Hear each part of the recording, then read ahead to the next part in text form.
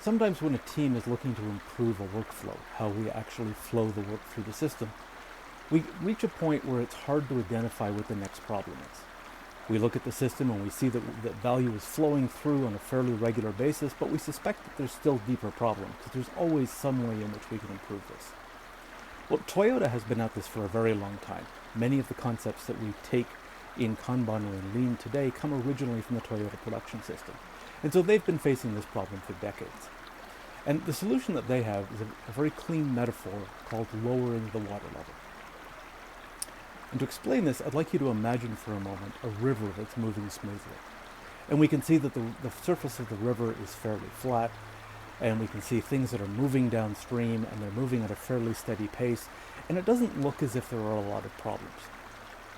Now, if we lower the water level a bit, not completely, but if we lower the water levels to just above where the rocks are, because we know there's always rocks underneath, even when things are running smoothly, so if we lower the water level to just above the rocks, we still might not be able to see those rocks or see the obstacles, but we can see the effect they're having.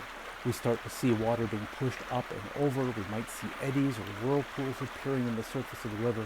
So we see the effects even if we can't see the obstacles themselves.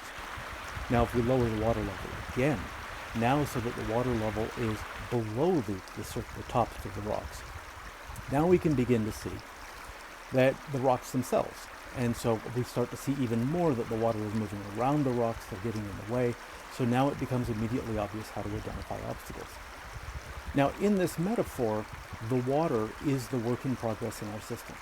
So as we have a lot of work in progress, it looks like everything is moving smoothly, even though there's rocks at the bottom. But we know that certain things are not moving smoothly. So we lower the width or lower the water level. And as we get it lower, we now start to see the impact of things moving around, even though we don't see the obstacles themselves.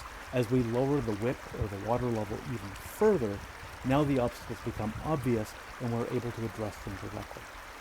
And in that way, we improve the overall flow of the system.